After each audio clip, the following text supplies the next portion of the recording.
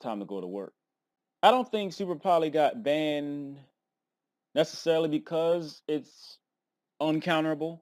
I think it's more about being able to take your opponent's monsters and use them for material. That is pretty unfair.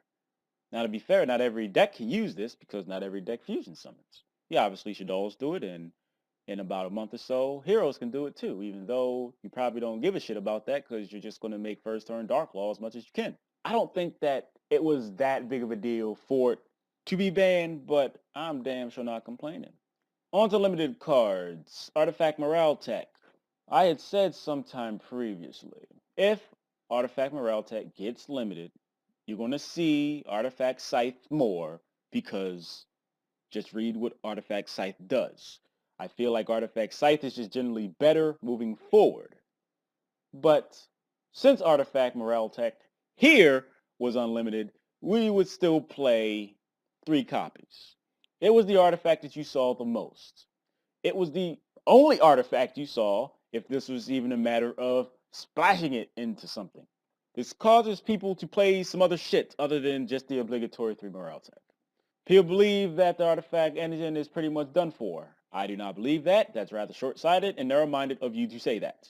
Simply replace the 2 artifact morale text and you play artifact scythe. You're welcome. Dark Strike Fighter got the errata. Once a turn, I think that's fine. Bring it back. Probably ain't going to do nothing. But it still is a fine level 7 synchro. Generic, of course. It's not supposed to do anything because of the errata. They learn their mistake from when it was first printed. That is the point of an errata. Snatch Steal is a fine card. It is also an equip card. It is also an equip card that gives your opponent 1,000 life. Now, even with this card is still good because it is generally just give me your monster. Now, people are going to fall into the same trap as they did with Goyo Guard in the previous list.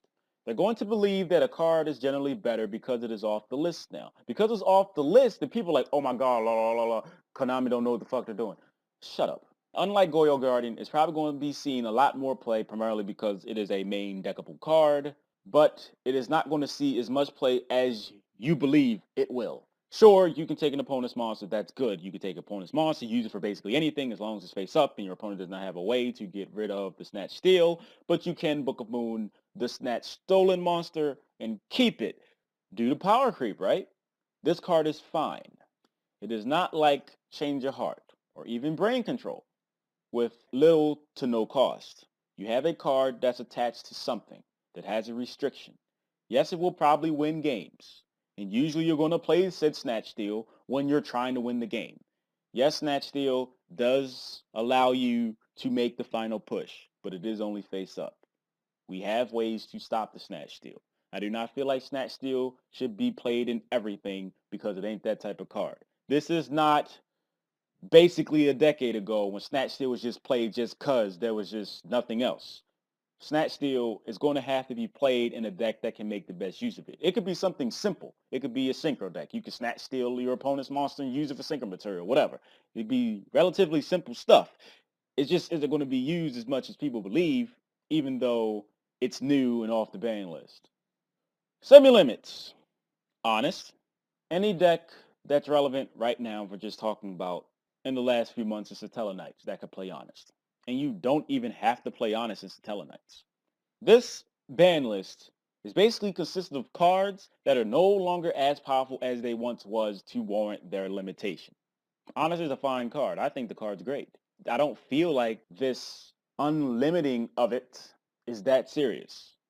This is not going to cause people in the long run to play with decks that can maximize Honest. Didn't people say that Bujins suck now? And then now because Honest is semi-limited, you think Bujins are better? I mean, if that's really all it took, you could just play a third Crane. Goyo Guardian.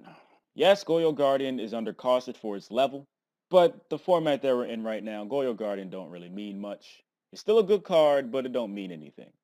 As I said, when it was off the list previously, it ain't gonna do nothing. Fuck Goyo Guardian. That's what I said. And I end up being right. It's as if I know a little something about the game. Dark Hole. Because there are enough decks that float, mechanics, archetypes, whatever, Dark Hole going to 2, sure.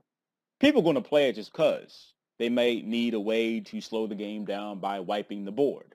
You can't play 3 Regeki, so there you have it. Probably not going to even see that configuration because Regeki is just strictly better in most situations because it does not blow up your own stuff. So Dark Hole at 2, alright, that's fine. It'll probably be a 3 next list. Who really cares? No longer limited. Gale is fine to be off the list because, sure, Black Wings, have fun. Mermail Abyss Gun. Mermail is still a fine deck, and unlimiting Abyss Gun does not exactly change that much, even though you have more longevity and you have more targets if you needed more targets to search with your Abyss Spike. Other than that, it's like, whatever. Even though people don't play these things, it doesn't change the fact that the card is good. Reborn Tengu. Reborn Tengu is a fine card if you do not draw the other copies. Tenki did come out, so you can search Reborn Tengu, which is obviously a draw to a lot of people. Despite people talking about how much Konami sucks and things, they really like being on that nostalgia trip. I want to play Reborn Tengu in the same deck that Reborn Tengu was played in to warrant its semi-limit. But then you talk about power creep in certain cards and decks and strategies aren't relevant because of power creep. That doesn't make sense, ladies and gentlemen. With that being said, people are going to try synchro variants because it's obviously good. You know, you're going to have the Tengu, then you're going to 1-for-1 the glow bulb. It's going to be back years ago. But that's probably not going to last. Sure, you can make a shooting star or whatever first turn. Who gives a shit? Reasoning at 3. Only thing I can think of is this. We can play Infernoids now with 3 reasoning. If this was even a thing that was even worth suggesting. But that's the first thing I thought of. Obviously, reasoning can be used in certain things, but Infernoids is the first thing that I thought. I'm like, oh, okay, we got 3 reasoning for Infernoids. Good job. And the Transmigration Prophecy. Cards don't come off the list because they're bad. They come off the list because they're not as relevant or prevalent or oppressive as they once was. Transmigration Prophecy was limited for a very long time, I believe, because you could put back the Transmigration with the second one, and you could just continue to do it over and over and over again. Last list, it got semi-limited, I believe, and it ain't do nothing. Because the game now, at least in competitive play, you don't really need Transmigration because your shit's too slow. So there's the ban list. People want to complain about the ban list. That's cool. Go ahead. You can do that. Every ban list video I say, at least they make a ban list. Because you would be complaining a whole lot more if they didn't make one. Now that's real shit. So I'd like to thank each and everybody for watching. I appreciate everybody for watching. Can't stress that enough. Before you go, I'd like to also ask you to click an advertisement.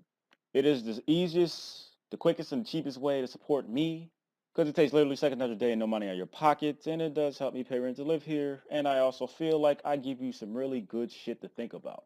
Where other people are talking about, oh my goodness, this card is broken.